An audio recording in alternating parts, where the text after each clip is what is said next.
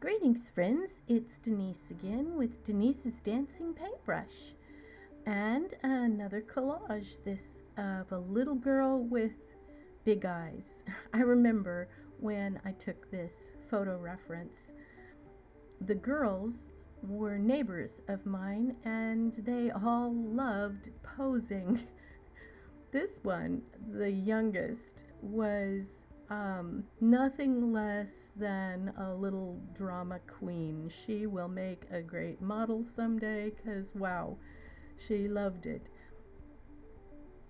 At one point, she laid down in the grass with her arms underneath her and kind of lifted up and gave me that full mouth smile. And I snapped a bunch of pictures. This is just one. The sun was beginning to go down, so she cast a very long shadow.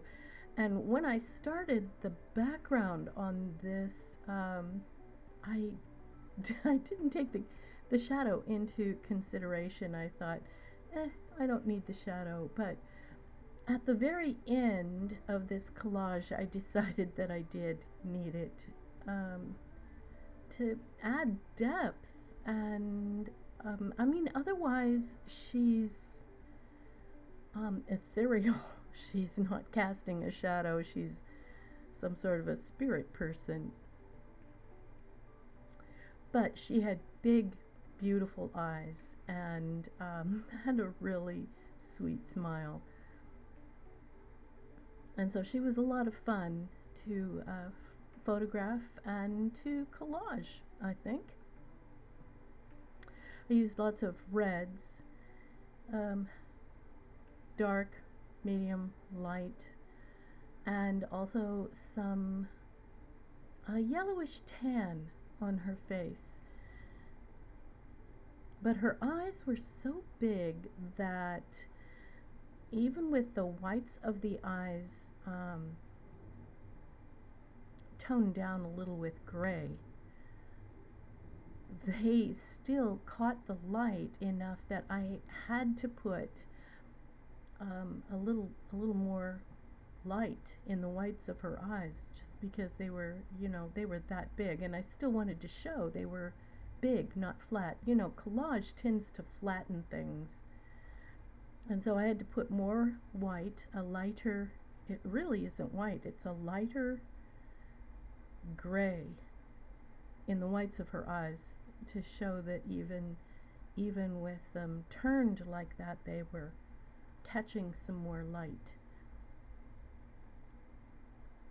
Piece of paper, and she's over more than halfway across the paper. I may end up, when I frame it, if I frame it, cutting off some of it. I don't literally with scissors cut it off, but I frame it in such a way that a good portion of the extra is hidden behind a mat. If any of you are framing pictures that are made out of paper, any kind of paper, watercolor, pastel, in this case collaged paper from magazines, it should always have a mat around the edge and then a frame with glass.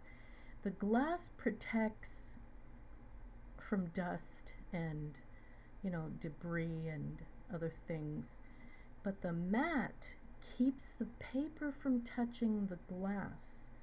If your paper, any kind of paper, mind you, not just, this is magazine paper, so it's not archival quality, but any paper that touches the glass will age very, very quickly. It will discolor and yellow, and you really don't want that. It'll change the look of the artwork. So there's that.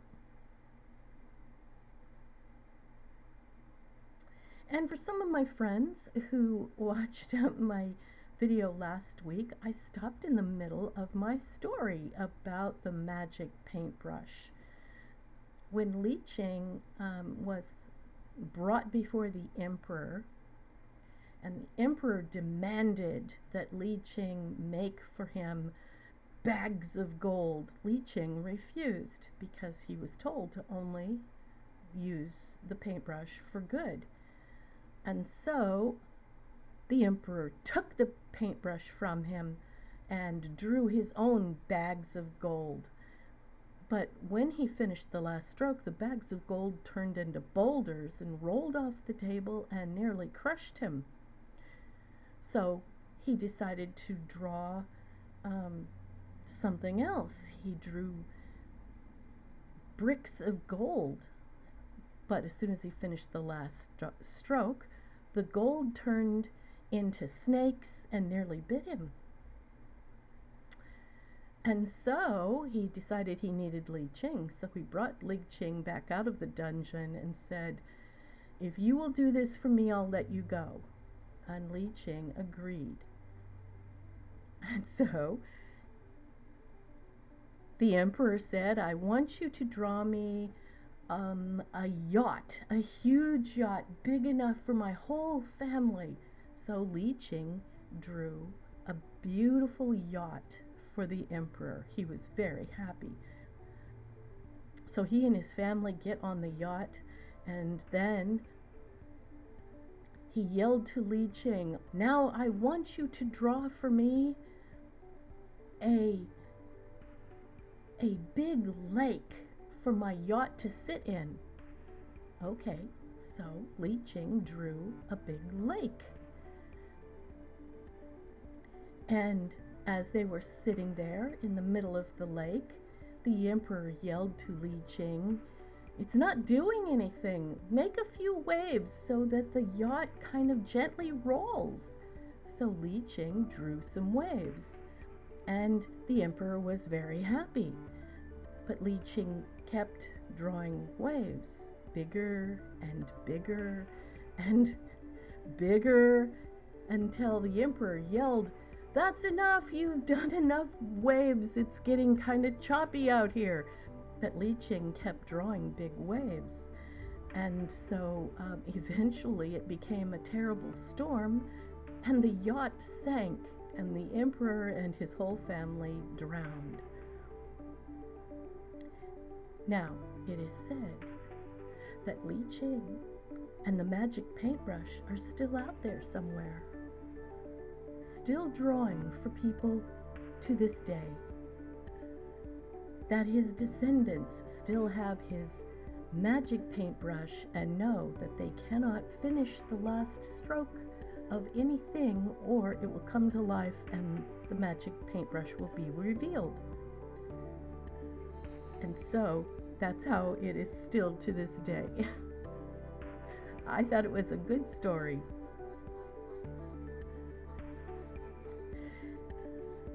I hope you enjoyed my story and my artwork, and I'll see you all next time. Bye, everyone.